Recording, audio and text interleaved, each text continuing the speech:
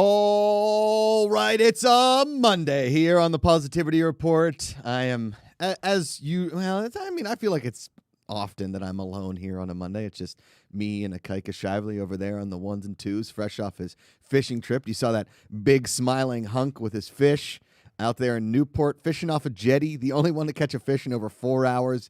Wow. That is a lot of time to only get one fish, and that has always been my issue with fishing. We will talk a little more about that. But today on the show, Perri Nemiroff is going to join us here in a few minutes. She's in there now. We're just going to get to a little house cleaning. Why do I always call it house cleaning? I think the correct term is housekeeping. Do you want to go on a vacation? Is that what it is? I do want to go. I'm going on a vacation, if you will, starting Thursday. I'm heading to Pittsburgh to see family and friends for our annual 4th of July. My sister-in-law posted a picture today. My brother is flying alone with 4 children today, ages 11 to 1.5. So if you see a stressed-out looking guy who's a little bit taller than me and has hair, with 4 kids in any airport around the country, depending on where flights go, I know there's no direct flights to Pittsburgh. That's my brother. Give him a high five. Tell him he's doing a hell of a job, because Father of the Year right there, getting all 4 kids to Pittsburgh to see their family and friends. I know my parents are very excited. Thank you all for joining us on a Monday. I see some amazing people in the chat. It's great to see all of you. I hope everybody had a very nice weekend. I know I had a nice weekend. Got to see a couple friends that I hadn't seen in a very long time. And David Griffin, I got to see him even though he was on the show Thursday. We went out with he and his lovely wife on Sunday. We had a little brunch. And then yesterday we went to a birthday party, Ikaika, for my buddy's little kid. He's turned 2. And we got there with Rosie, and within 20 minutes, she had pooped all over Amanda, so we had to leave. It was an easy exit, as my wife's dress was covered in poop. But she's so cute; it's hard not to. She giggles when it happens, so it's and it was hilarious. You guys can go to the GPA.fun if you want to join the Bucket Club. It's all right there. There's a merch store there as well. We have our new merch launching in about a week and a half. 3 new T-shirts that you guys all voted on, and a hoodie, and the Positivity Report mugs are coming in hot. Not only do we have a Bucket Club, we now got a little bit of a mug club, and you can drink coffee or bourbon, whatever you want to do first thing in the morning. When you're watching, or if it's in the afternoon or evening, wherever you are. You can get that Positivity Report mug. All of those announcements coming soon. Big week here this week on the Good People Association. You can super chat as well, and you can go to streamlabs.com/goodpeoplegpa. You can get the picks and sticks. I think we have maybe 10 left, 10 packages left, 3 stickers, 4 guitar picks, plus a Josh Macuga for Jeopardy sticker, a personalized note to all you amazing people that have purchased all this kind of stuff. These are going to go out this week. I got to give a special thanks again to Intune Guitar Picks, as well as Design Studio out of Pittsburgh, Pennsylvania. So get those. Also, the podcast network is launching very soon. You'll be able to get all of these shows on podcast form, plus some new launching podcasts. We're talking to a bunch of friends. The golf show will also be a podcast. We're going to launch that probably in later July. So a lot of fun things to be announced and coming soon, as well as tomorrow on the Positivity Report. We have been trying for a long time to make this happen, and it's finally happened. Jean Trebek, the wife of the late, great Alex Trebek, my professional hero, will be in studio tomorrow with her partner, Allison Martin, of the website Inside Wink. It's a positive website. They focus on positive news, good news, affirmations, all that kind of fun stuff. So we're going to be talking to them about that. Jean Trebek does a lot of recipes on there. I'm going to try and convince Jean to let me come over and cook her my pasta carbonara. Listen, I've got all kinds of fun things planned for them tomorrow. I'm very, very excited about that show. So check that out. This is a dream come true for me. I briefly got to meet Alex Trebek from a distance when I went to a Jeopardy taping. So to actually sit down with Jean Trebek and talk to her is just awesome. And then on Wednesday, because you guys, we raised a ton of money for the Battle Buddy Foundation and all that kind of fun stuff. Tomorrow or Wednesday, we're going to go a little bit early on the main show, and I'm going to watch. What am I watching again? Paranormal Activity 3. Yeah. Wait. Paranormal Activity 3. Think you're funny, huh? Think you're real funny, yeah. Huh? So Wednesday, we're going to do Paranormal Activity 3 starting at 3 p.m. instead of the usual 4 p.m. So tune in for that. I'm not psyched about it, to be honest with you. You just went from a 10 to a 2. You're so excited now. You're like, yeah. Oh, man. It's not great. But Wednesday, Grace Hancock is back, so a full witchy Wednesday on Wednesday. Grace in the morning, Paranormal Activity 3 in the evening. And speaking of somebody that probably liked Paranormal Activity 3, I'll ask her when she's here, and I miss her terribly. She moved back to New York, I believe, or at least she's coming here live from New York because her family's there, and she's got a little nephew, niece, son of a god. Robbie is the best, and her sister Lonnie, who I love. I legitimately miss seeing and talking to Perri Nemiroff every single day. And she's doing amazing things still at Collider. She's the voice of reason in this crazy movie world. Ladies and gentlemen, the one, the only, Perri Nemiroff. That was quite the intro. And you weren't wrong, because now I have a niece and a nephew. Oh, what? Yeah. As of 2 weeks ago. What? Perri? Yep. We got Robbie now, and also Jude. Jude? Yep. Oh my goodness. So weird. Yeah. It's so weird. Now you know. Very, I do. it was stressing me out when you were talking before about flying with multiple children. What was the number? 4? 4, Perri. 4. Yeah. Just watching Lonnie try to get her nearly 2-year-old and an infant in the car so she could run one errand. Yeah.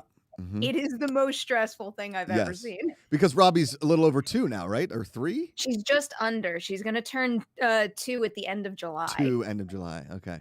Oh, she man. got a lot of energy, that kid. you got a lot of fun stuff to look forward to. Right now, Perri, she is so sweet. You can like leave her places. She entertains herself, and everybody we talk to, like, yeah, just hold on to this. Hold on to this forever, because yeah, I know what's coming down the pipe. There's good stuff to come, though, Sure, right? Right sure. now, Robbie is very good at telling you exactly what she wants without using the proper words. So it's pretty much just like point and like do this and get me that. Yes. And I live to serve her, so I'm doing it. Aunt spoils a lot over here, right, Perri? I draw the line at poop and spit up, but I'm open to everything else. I think that is like the niece, like the aunt uncle line is like, you see the poop or you see the spit up, you're like, okay, this is your turn. Yeah. Have you watched her alone yet? Like, have you been tasked with? Not for an extended period of time. I think we've only really been alone, and I think it's because of the pandemic, not because I refuse to do it. But we're all on top of each other all the time because we're stuck in the house. Not so much anymore. But I've been alone with her for like 30 minutes, and we're fine. Yeah. Okay. No, I think the baby, I don't know. I'm still not very trusting of myself with infants. So that infant, she'll leave me for like 10 minutes with Jude, and that's it. I love that name, Jude, too. That's great. He's gonna go through a phase where he absolutely hates the song "Hey Jude," and then he's gonna hit the age where he realizes it's so cool. It's so cool, and then he has a bunch of Jude Law pictures on his wall. Oh yeah, that as well. Yeah. Robbie, actually, ever since she was born, has always had a Beatles poster in her room. So Lonnie's been planning that name for a long time now. So I'm guessing that she and what's her husband's name again? Matt. They're huge Beatles Your fans. Doppelganger. That's right. He does look like me. Not so much anymore, though, because you guys have different styles right now. I took it off, Perri. I was tired of struggling every day looking in the mirror like, I've got a few strands left. I'm hanging on. Dude, I'm jealous. I wish I had the nerve to just shave it all off because it's so annoying. Why would I want to deal with it? But nope, can't do it. My mom would kill me. So you're officially out of Los Angeles. You no longer. No. So technically, when lockdown began, I just came to New York to ride it all out with my family. I didn't realize it was going to last a year and a half. I sold my apartment and I'm going back mid-July. Whoa. Oh, so you're coming back. Yep. Okay. The one-way ticket is booked. I will be there soon enough now. Whoa, Perri, we got to get you in studio. Seriously, that is one of the things that I am looking forward to most. Yes. As much as I love being in this house with my wonderful family, like, get me out of this room and into a proper studio and socializing with people that I'm not related to. Yeah, I could see that being an issue. I want to talk about getting you in studio, and I really want to get you on Josh Brady because I think you'd have a blast on the show. Do you know how much Jeopardy I've been watching during lockdown? Yes. It is like like it feels like an old fart thing, but I am fully embracing it and I love it. Every single night during dinner, we watch Wheel of Fortune and then we watch Jeopardy. Wait, is it where Or you the are? other way around. Right. It's the other Okay. way around. Right. So Right. here in New York, it's Jeopardy, then Wheel of Fortune. Yeah. But when I went to visit Nana in Florida, it's the opposite. What? And like the Florida family text messages the New York family while these game shows are going on, and I had to be so sensitive about spoilers. What? Yeah, isn't that weird? I did not know that. I knew when James Holzhauer lost his match that they air Jeopardy earlier in some markets, like 3 o'clock, 3:30, and I was spoiled for his loss. And the Ken Jennings loss was before social media, so you couldn't get spoiled for that one. Oh, gotcha. That makes sense. I Yeah. just want to know the reasoning behind it. Like, what is it about the Florida market that makes it better for them to air one show before the other? I don't know, Perry. I will be honest. The syndication situation in television has always confused me. I feel like this is a Thad Williams thing, right? He definitely has the answer, and I'm totally going to message him right after Yeah, this. right. Like, why does that happen, Thad? So I want to talk about Get You in Studio, Josh Brady, all that kind of stuff. Yes, but I need to ask you, do you play the saxophone? I played it very, very well growing up. I played it all Really? throughout high school and about halfway through college. When I went to college, I wasn't in the school within the university that taught music stuff. So eventually I hit a point where they're like, we don't have space for electives anymore. And then I stopped playing it. Wow, But Perry. I still have the baritone and I have an alto saxophone too. I think I might bring the alto back to LA with me. What? Yeah. Perry, this is in all the years we've known each other, that we've been friends through thick and thin, through all the maelstrom of Collider. Okay, you've never told me that you played the saxophone. Not once. I heard all about your cat. I even went to your apartment to do your show, and you never told me that you played the saxophone. There were no instruments there. There were no instruments there, but I'm determined to change that because I've been looking at this thing now for a year and a half, and the fact that I can't really play it anymore is like it's hugely disappointing. Isn't it incredible how you could spend so many years of your life working on one thing, and then you stop doing it, and all that information just goes completely out of your head? Yeah, well, I'm being asked in chat. Let's hear that Caribbean Queen solo, or maybe some Born to Run. Can we get a Perri Nemiroff? Just a quick few notes here. You can't because I mean anybody who knows saxophones knows that I'm committing a sin right now because there's a reed in there. Oh no! And that's like you don't do that. I should have it put away, but that means it's super dried out and probably cracked, and I need a new one. No. Keep holding me to that though, because I want to do it eventually. Yes. Well, when you're in studio, you got to bring a saxophone. So I had the most saxophone playing pressure dropped on my lap a couple of weeks ago because you, of course, know how much I love horror, and I hosted a panel for John Carpenter, and he saw that behind me. And do you remember when Ellis and I and a whole bunch of other people, we went to a John Carpenter concert for Halloween? Yes, I do, and I'm thank tell him I you go for to not the inviting me. concert, and he basically he's like, you have to come to my next concert and play the saxophone. So now, like, even though I know it's never going to happen, now I'm in an absolute panic that one day John Carpenter is going to message me and be like, you coming? And then I'm going to be like, shit, I didn't practice. Wait, so were you in marching band in high school? We didn't have a marching band because our high school was too small, but I did like regular band for school credit reasons, jazz band, and pit orchestra. I loved pit orchestra. That was the favorite. Oh man.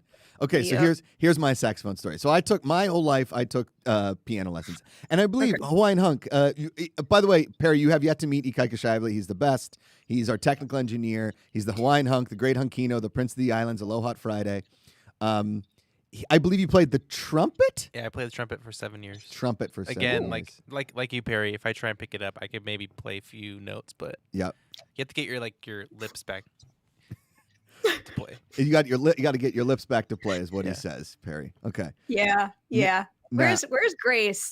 Every single time I hear that's what she said. Yep. Possibility. I go right back to Grace. She ruined my mind.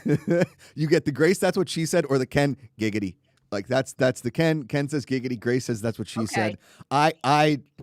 you know what? As somebody that makes silly pun jokes all the time, that's what she said. I'm just like, you know what? It's low-hanging fruit. But then I'm like, everything I do is a pun, so whatever. Like, it's all low-hanging fruit to me, Perri. It's really awkward when I'm the only one that realized, like in an interview or even when I'm with my family, sometimes I'll say something and I'll stop and my face will contort and nobody around me will get it. But deep down, I know what I've just said. And no one is thinking of it, but I think they're thinking of it. So it makes me even more awkward. Okay, so I'm going to tell you my saxophone story. Then I'm going to tell you that's what she said story. And my mom hates this story. Okay, but so I played piano my whole life, right? And Mark Riley chimes in chat. We should start a band. Perri on sax. We open for Shinedown. I can see it now. In parentheses, it's not good. Yeah, you're right, Mark. It's not. Mark can play the keyboards decently. I took all these piano lessons, and all I can play is like the decent chords. Like we just got a little piano for Rosie, and I'm just like boop boop boop boop boop boop boop boop boop. And Amanda's like, "Are you trying to play the Beverly Hills Cop theme?" I'm like, yeah, we don't have the high note for that one, so we're just going to play it in the lower one. Anyway, so I told my mom, because I basically saw Lisa Simpson play the sax in The Simpsons. Yep. And I would hear like jazz, and I'm like, and I was like, I'm going to take saxophone. So 4th grade, you could take like band stuff. So I got the saxophone. After the first 2 weeks, I was like, this is impossible. I can't do it. So I quit saxophone right after like the 3-month band concert. Right, I was the kid in the band concert that just held it in my mouth and just like pressed the things. You know what I mean? Everybody's got one of those. That's a classic. It's better to do that than to try to play when you can't. So I respect the choice. Thank you, Perri. You know, I always choose the easiest route when it came to music and saxophone. So the saxophone went right back, but I was always jealous of people that could play saxophone. So when Amanda and I first met, we were like listening. She's like, "Oh, listen to this saxophone." I was like, "Oh, I used to play the saxophone." She's like, "No, you didn't." And I was like, "Well, I played it for 3 months in high school, but my parents still have the saxophone in the basement." Right? It's like it's in a case. It's been sitting there. It was like a friend let us borrow it, and he never asked for it back. It's just this old saxophone. So I buy a reed.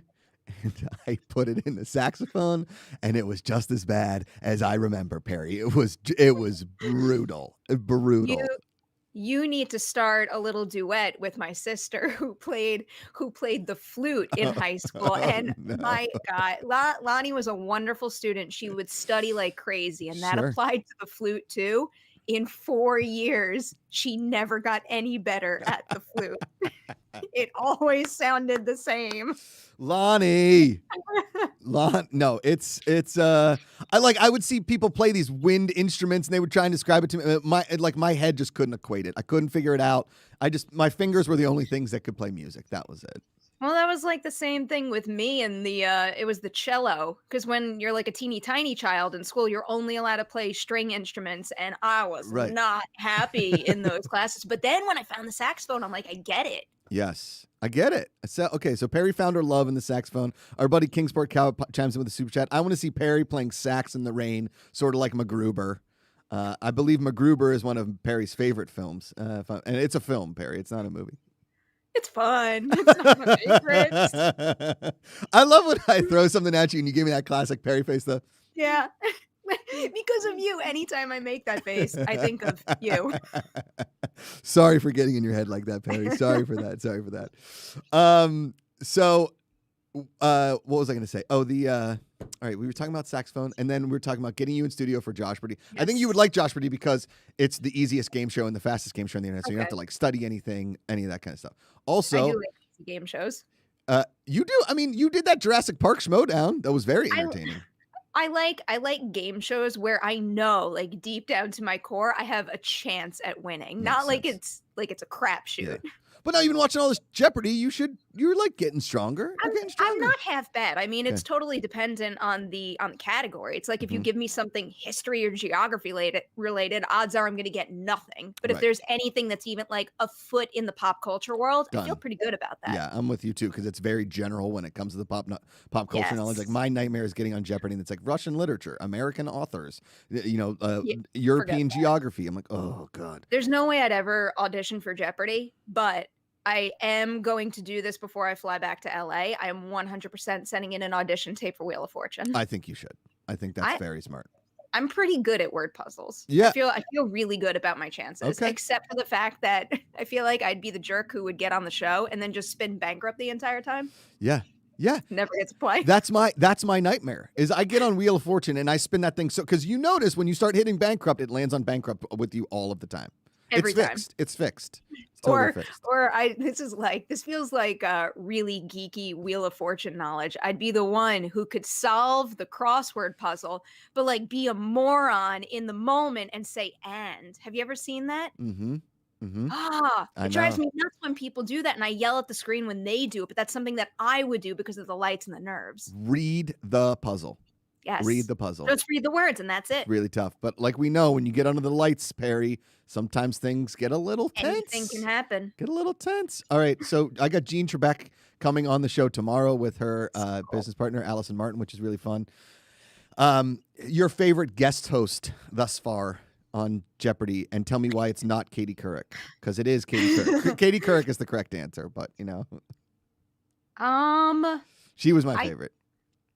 I like Katie Couric. Yeah. I've been reading a lot of responses to Savannah Guthrie, and my mother is very critical of her wardrobe. Oh She's just, man, not liking her dresses, I guess. So now that's all I can think about when I think of Savannah. Mayim Bialik was great. I really liked her. I also really liked Aaron Rodgers. Aaron Rodgers was pretty good. I don't know who did his hair. I've said it multiple times. Whoever was doing his hair was a total travesty. But he got better. He was low energy, but he got better. When he started, you could tell he was like, I don't know if I care about these people. And then by the end, I think he was like, all right, I kind of care about the people. It feels like he got in the groove, and it feels like his natural energy at the end was the right energy for that kind of show. And it was just fun seeing him do something else too. Right. Yeah. And now that he may never play football again, you know, who knows? I mean, he may not. Oh, is there like a trade dispute issue with him? Yeah, he doesn't want to play for the Packers anymore, and like there's a contract thing. He wants to be traded. He doesn't like the franchise. It's a whole thing. But Ikaika who's a Green Bay Packers. It's a whole thing. I feel like every team has a whole thing right now. You're not wrong. I don't know what team to pick anymore. Yeah. Well, you can just be a Steeler fan. That's all. I could. I did watch a lot of Steelers games last season because I had a good amount of them on my fantasy team. I love that you still play fantasy football. That really warms the heart. Full-blown obsessed. I won. I won. You won? Yep, my first time, like full-blown win. I didn't just win the regular season. I also won that Pie Gow thing that Jeff hosts. Whoa, nice. I was feeling pretty good about myself at the end of that football season. Ikaika the Why Not? What do you got? The other option is you could be like Mark Riley and root for 27 teams. Yeah, Mark Riley just roots for the whole NFC West at this point. He wears a Seahawks fan, but he also wins has a Rams. every season then. Yeah, exactly. You know what I got into this season? I've obviously been doing it for a long time, but I'm very into it this season, is fantasy golf. So you play every week, and you it's all on earnings. And I know you like golf. I know your family's big golfers. It's like the only activity you could do during the pandemic. I think you'd enjoy fantasy golf. Okay. So, all right, you play fantasy golf week to week? Week to week. Mm-hmm. So it's like the same amount of time as fantasy football, because I've thought about getting into other fantasy sports, but what is it, like basketball where you have to adjust your lineup like every single day? And I'm baseball's afraid I would too get much. so obsessed that I wouldn't have a life anymore. Well, that's Ken Knapsack. He plays in a rotisserie baseball league, and it's a lot of work. Like, he's constantly looking at his fan. I did baseball one year, came in dead last because I stopped caring midway through the season. Like, I just couldn't do it. Yeah. Yeah, I can't do that to myself. No, I know. I can't not care. I know. So anything that I do, I have to be ready for the 110% time commitment. It pains me to say that happened to me, that I stopped caring, because as you know, I love a great competition. I love caring about competing, and I love winning. Okay? As the greatest mixed doubles pairing in the history of beer pong, you know that we love winning. We are a winning people. Yep. So always. I don't know how to function any other way. Correct. That is 100%. We got a super chat, and this is a good question, Perri. Jeff Nicholas asks, very on theme, how would y'all's Family Feud team play out? So if the Macugas played the Nemiroffs in a Family Feud, and I will break this down for you. So it's mom, dad, brother, me. You get 5 in Family Feud. Am I correct? 5. Yeah, I think so. 5. So, and I'll say it. She will agree with me on this one. Amanda is out. I think Ashley, my brother's wife, would be in, because she's pretty good at this kind of stuff. Okay. Amanda, unfortunately, is not. So I don't have to take my entire immediate family. Right. But do I want my entire immediate family just for like comedic effect? I think that you would take mom, dad, you, Lonnie. That's the problem. Okay, no. My mom would be really good. She's really on it with any game show, and I feel like she's got that quick response that you would need in Family Feud. I'm concerned about my dad. Like my dad would be one of those players who like filled in the blank and created something offensive out of it without knowing it. Or just said something that was completely unrelated to the clue. That's what she said kind of moment. Yeah, like I feel like we would just be doomed whenever he played. Well, I mean, and that's the comedy that they would want. If we're talking about audition tapes sending in, Nemiroff's versus Macuga's. Because my mom would be very good. She's a teacher. She's good on quick responses. She loves trivia. I think my dad and your dad, very similar. Might say something offensive, don't know how to answer, say the word wrong. All of a sudden, like, oh, God, here's John Macuga. My brother, very calculated. He'd be very good at the game, quick on his feet. Ashley, same way. Me, just there for comedic relief. And, I'd probably be, obviously, I'd be number one in the thing. So it always but I would always go with the group in the answer when they're like, everybody's huddled together. Like, what do we think? What do you think? You go with the group. Go with the group. I would be the one taking it too seriously, but I'd be pretty good. I'd be a good asset to the team. Okay. My brother-in-law has to play Matt because he knows his stuff and he just like knows game strategy. Okay. I feel like he'd be very, very valuable in that respect. Lonnie's pretty good. Lonnie would come on the show like all giggly, like I don't know anything, and then she would wind up delivering great answers. And my mom, like I said, she's on her stuff. She knows how to play. Okay. So my dad would be the wild card though. He'd be making those viral clips that would just go everywhere. But every team needs a wild card, Perri. I guess so. That's my team. Yes. Okay. What's going on with Collider? Ladies' night, I've watched. You've had some huge guests. You've been crushing it. Thank you. Yeah. And I keep up to date on the website because I need to know what's happening, because without it, I don't really, me, I was always just more of the comedic relief. My favorite thing was when you came up to me after like one movie talk, you're like, you don't have to be like, you could be like a little more serious. I'm like, Perri. I was fired from Mailbag, so yeah. It was like the first time we tried. Yeah. Friday Fun Day. Friday Fun Day. And we only had 2 Fridays, Perri. We only did that twice. So, yeah. I live on a Collider Ladies Night Island, and I couldn't be happier about it. Yes. Except I still do some other interviews every once in a while. I got to cover Cobra Kai, those kinds of junkets, like shows that I'm full blown obsessed with. So I can't complain about that. Okay. But it's ladies' night all the time. I adore that show so much. Yes. I believe in it. We're getting great guests. We have changed up the format of the show. Like, how it used to be just a really long interview. Sure. Still get that in podcast form, but now we kind of cut down the video, so it's a snappier 15 minutes. So now you got all these different options for whatever you want to watch or listen to. So amazing. We're trying to get a little of everything, and I feel like we're getting there with it. Highlights so far. I will say I watched the entire Carrie Coon interview because I'm a ginormous Carrie Coon fan. She's incredible. Leftovers might be the most. It's in the top 5 most underrated TV shows of all time, and she is fantastic. She was also. What did she do right after Leftovers? I think, was it a movie or was it a TV show? Was she in The Sinner?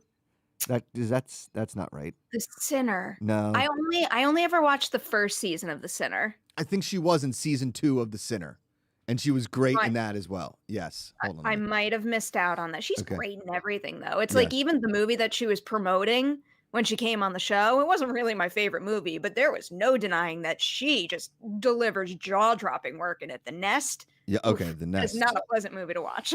It's, she's one of those people. Yes, she was in season 2 of The Sinner. Thank you. Boom. She's one of those people, and this is one of my biggest pet peeves in all of movies. Like, the movie wasn't very good, but the performances were awesome.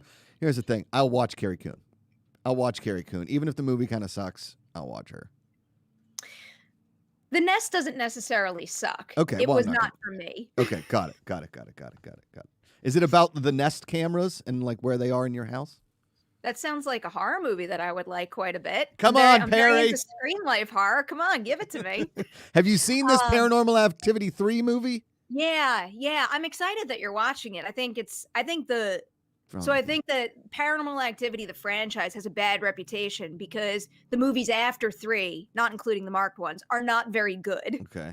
But 1, 2, and 3 are excellent, and they're a better trilogy than they ever should have been. I left the movie 10 minutes into 1 because I went with like friends, but I was sort of like trying to like be with this girl, and she wanted to see it, and I was like, I'm just gonna leave.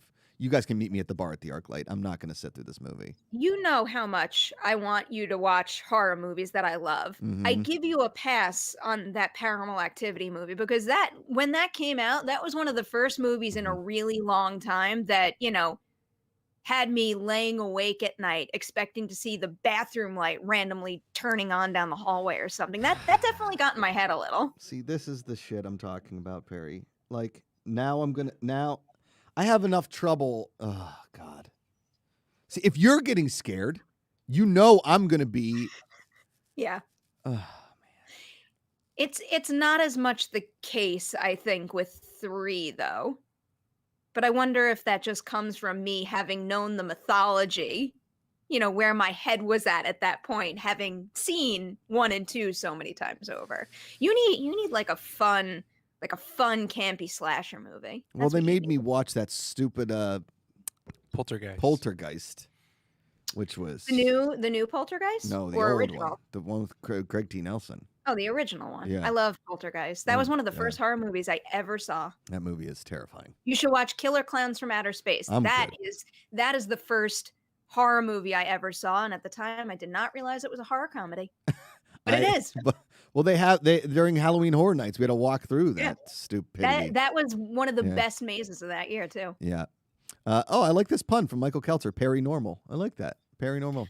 Mance came up with that. He was called me Paranormal Activity. I like that. That's a good one. I adore that nickname. Yes. Okay, so wait. So highlights of ladies' night so far.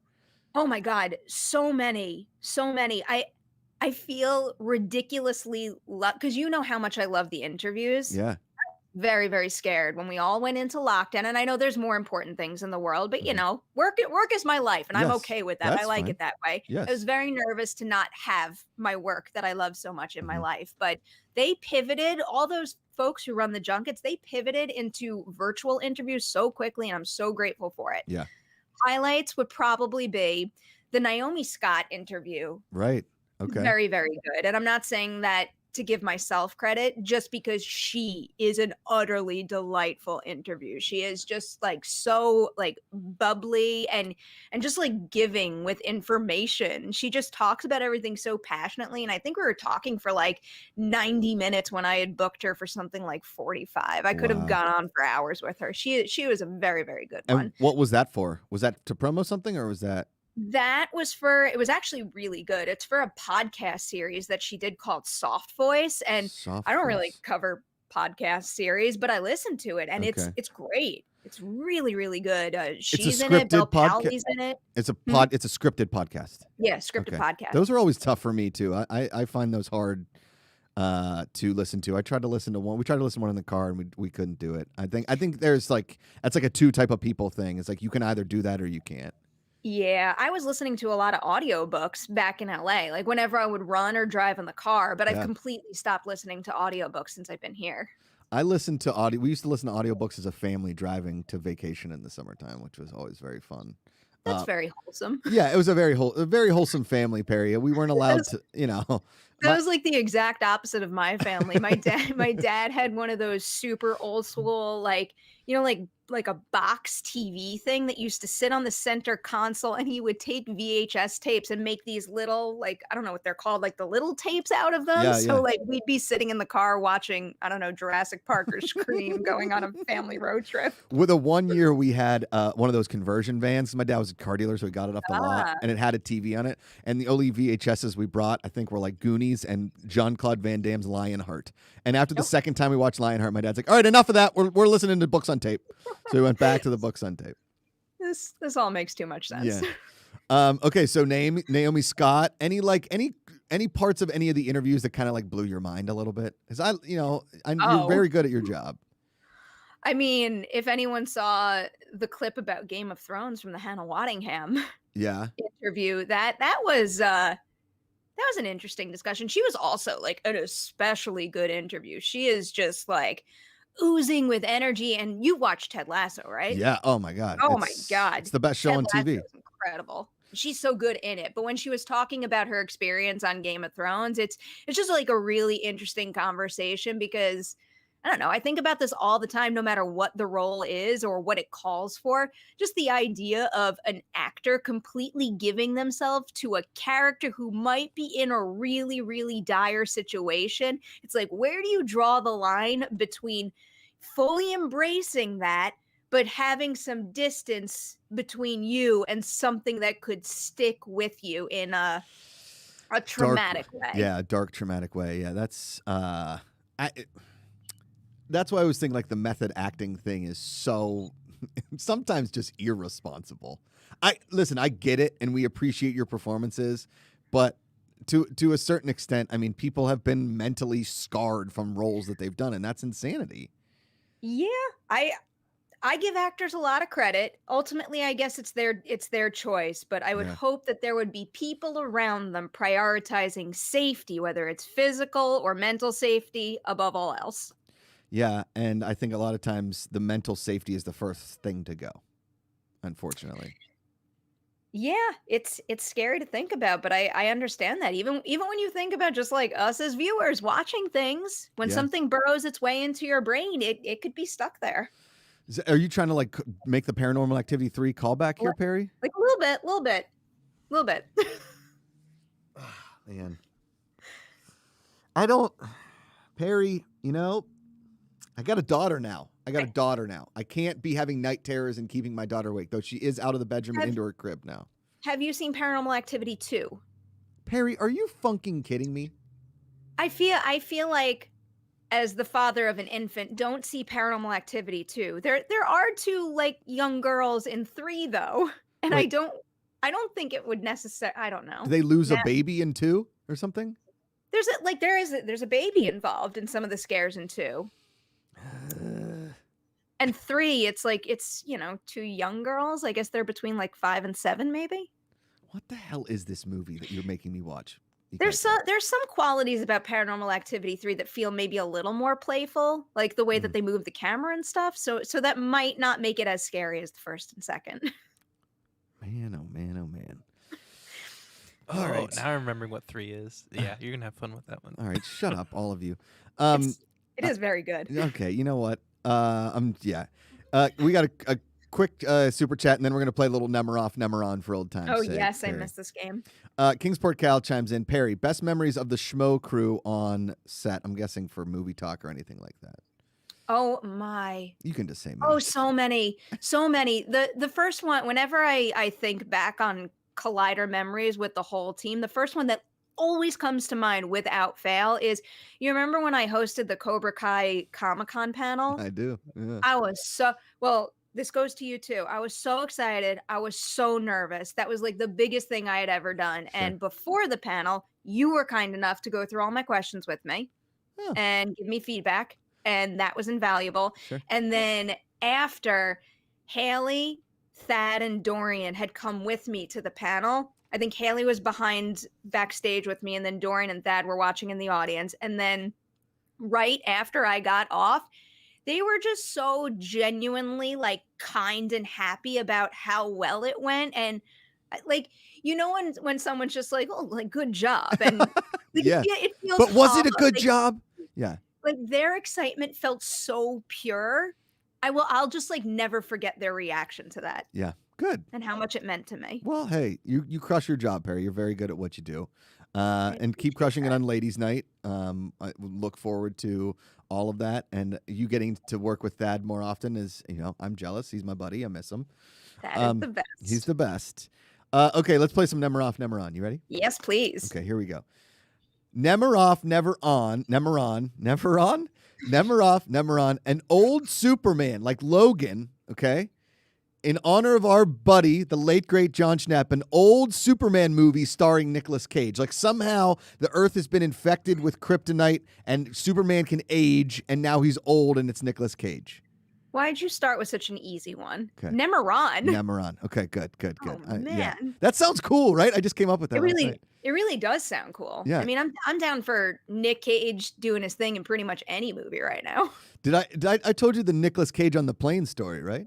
You didn't. So when I was still doing the show for WGN America, we did an episode in Vegas, and they flew me on this thing called Jet Suite X, which is like, yes, it's, you know what I mean? It's like the same price as a normal plane basically, but you fly basically private with like 20 other people to Vegas. It's like we flew there for a Star Trek convention. See, there you go. Yeah, it's awesome. You're basically on a private plane, but it's commercial.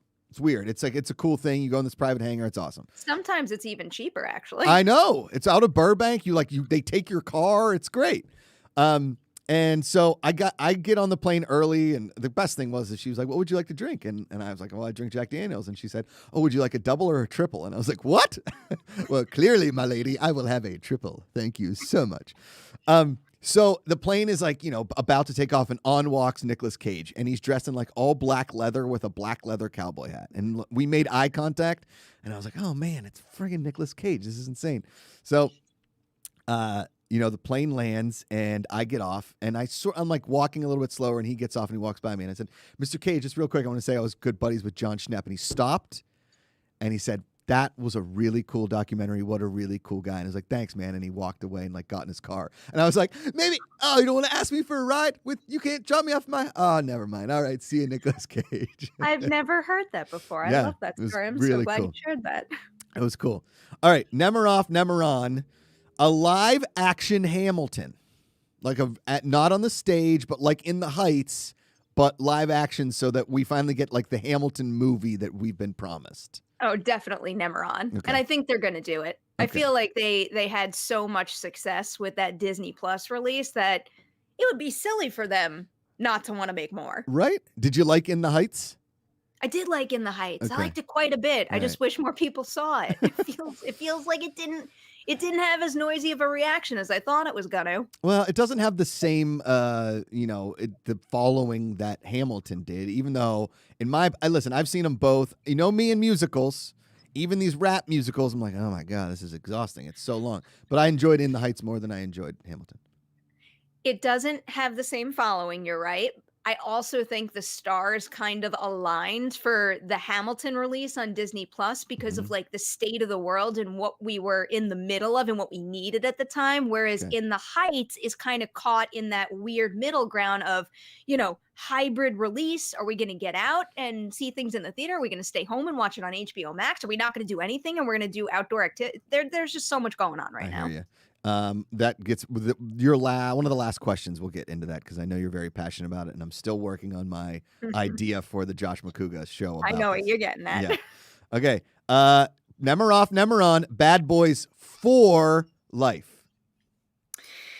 I have to say Nemiron just for you, but you're gonna be real disappointed when I tell you I've never seen the last one. What, Perri? It was the number one movie of 2020.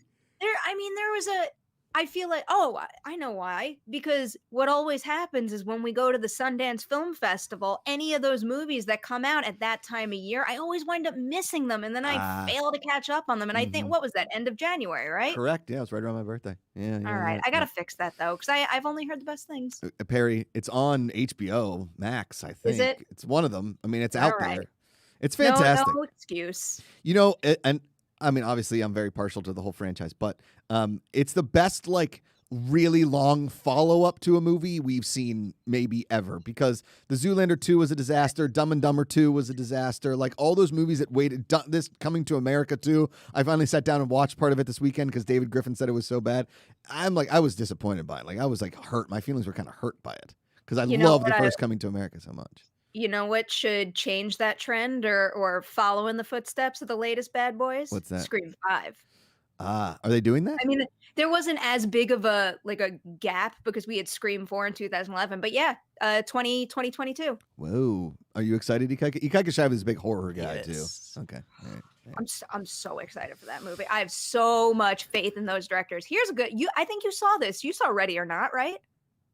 Ready or Not. With Samara Weaving and No. she's marrying into this. It's like Knives Out, but crazier. Yeah. No, I did not see that. No. That feels very safe for you. Okay. I'm getting a thumbs up from you. I think that one. I think you would genuinely like. Yeah. Oh, I thought you meant that Midsommar. Those directors are directing Scream 5. Oh, okay. Cool. I didn't. I thought you meant that Midsommar movie, and I was never going to see that. No, you don't need to see that. Yeah. Okay. Nemiroff. These first few are easy, and we're getting some harder ones. We could be mixed doubles national champions in beer pong. Oh, Nemiroff. Yeah. I want to find a place to play real competitive beer pong with stakes, because I'm pretty sure that I am better than ever after this last year and a half. I don't doubt it, Perry. I don't doubt it. Just give me back. We started playing a game in here during some of our drink ups called All Pong, where you can launch balls at a table full of cups, and depending on what cup you hit, certain drinking happens. It's pretty fun. I need to play this. Yeah, you'll come. Listen, you're coming back to LA. We're waiting for you. Okay. Nemiroff. Taron Egerton not winning an Oscar for Rocket Man is the biggest snub in Oscar history, next to Saving Private Ryan, or not being nominated, or whatever. I'll say, all right, now that you've changed the wording, I'll say Nemiroff, because I really deep down believe he should have been nominated. I listen to that soundtrack all the time. It's great. All the time. Okay. The only thing that nominated, Kike and Shivan and I were looking it up this morning, because Elton John tickets, because he's starting that Goodbye is coming out in 2022. So we were talking about it this morning. The only thing nominated from that movie was the song. Yep. That's it. And it won. It's silly. It's ridiculous. It is. Okay. Nemiroff. Best golf movie of all time is Tin Cup. I'll say Nemiroff, because Happy Gilmore. Okay. Is like a life-changing movie for me. You're not wrong. Okay. I mean, Happy Gilmore. It spices up every golf round. You know what's good? We have that video. We do. But whether it's that big swing or literally anything else that happens in that movie, I don't think I've ever played a round of golf without referencing that movie at least once. Every single time. The thing that I say, the one of three things I always say: gold jacket, green jacket, who gives a shit, right? Or when he's like, I think it's breaking left, right. That's because you're wearing one shoe. That's a very underrated line. I told you about my weird putting. Did I have my weird putting problem? I don't think so. I have this, I'm not going to say the word, but I have this thing where when I putt, my right hand shakes. Oh no. So I've reversed the way that I hold the putter, but I'm still a terrible putter. So my line is always getting close to the putting green and yelling at the ball, go to your home. Why don't you want to go to your home? You should get one of the longer putters that you can anchor against your arm. The belly putter. Yeah. I've tried one of those before. I don't like that, but when I reverse my hands on the putter, then it seems to have stopped it, because now I have more control on my left than I do my right. Another thing to look at: a buddy of mine has one of the same afflictions. He putts left-handed now. I guess that is kind of what I'm doing, because if I reverse my grip, that would be what lefties do. Correct. All right. Yeah. All right. Nemiroff. The box office is dead. Oh, Nemiroff. That's not true. Okay. Because box office isn't dead. It's different. It's different. Yeah. How are we going to explain this as somebody that still wants to do my Mad Movies idea, where I just break stuff and yell about the movies, and you're my co-host in it, which we have to clear with Collider going forward, but we're going to do it, Perry. We're going to do it.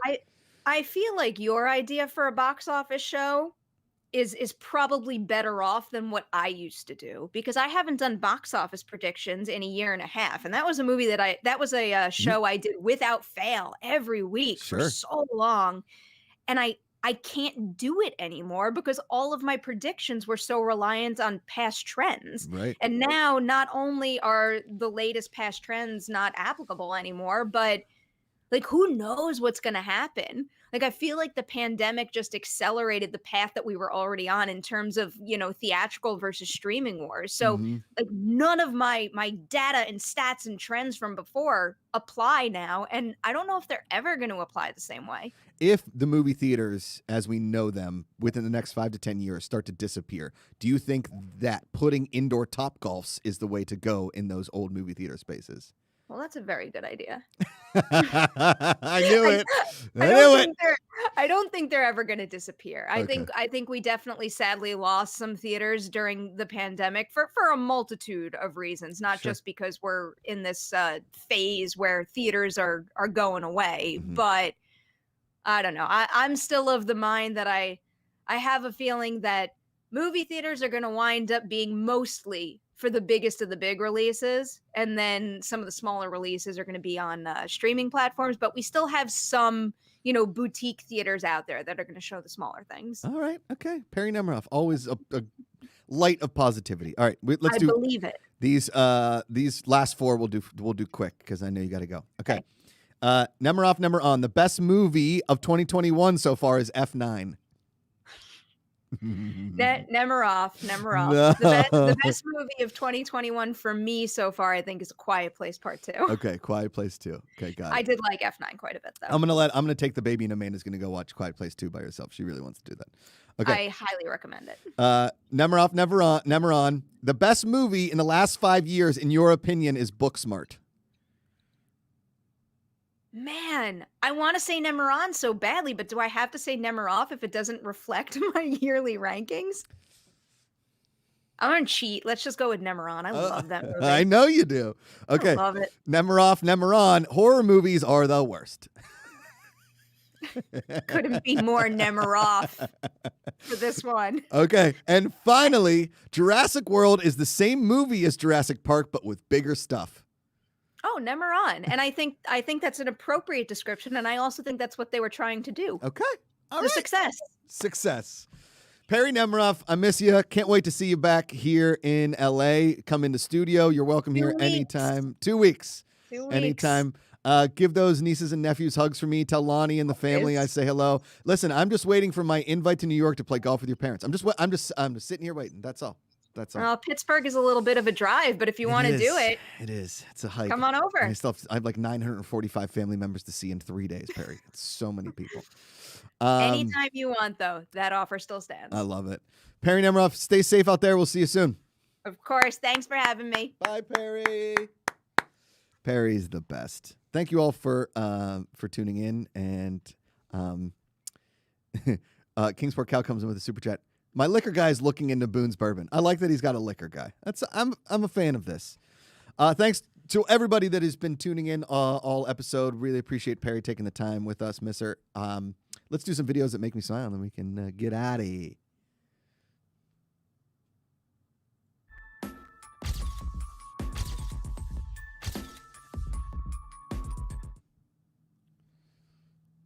There's me.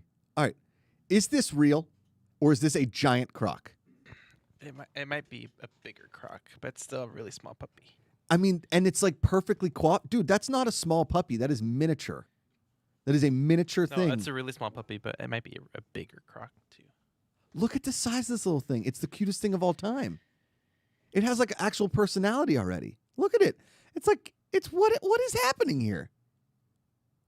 I mean, just unbelievable. This it blew my mind. This was like the sweetest thing of all time. It's so small. Look at him or her. I don't know.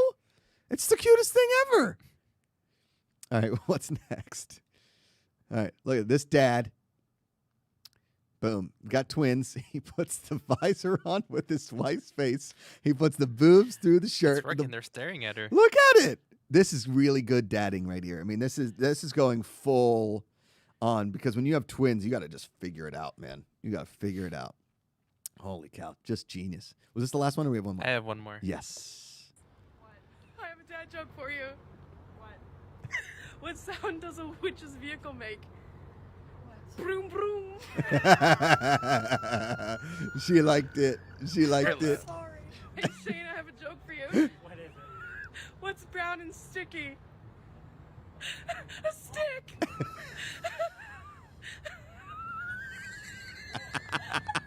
Hey, Chris. That's good. I like her. We got to get her on the show. That's good. She has like 13 million followers. Does she? Yeah. Yeah, let's get her. She come on. Also, I was making a surprise, but something to look forward to since you're scared of Paranormal Activity. I ordered something on Amazon. Oh, no. 5 recorders. What's that mean? Recorders. The instrument. We can start a band. This is genius. You've been saying for so long you wanted recorders. This is a genius level. It was like $9 for 5 of them. Oh, man. Ken is going to hate it. I also got for me a slide whistle. Yeah, you did. Yep. That's going to be, oh, man. We're just stepping it up a notch. All right. Thank you all for tuning in on a Monday. We appreciate you. Stay safe out there. Be kind to one another. Call somebody. Tell them you love them. Choose positivity every single day. It's an active choice. It's way easier to love than hate. Find the good. We'll see you tomorrow. Gene Trebek, Allison Martin in studio. Be ready. We love you all so much. Take care.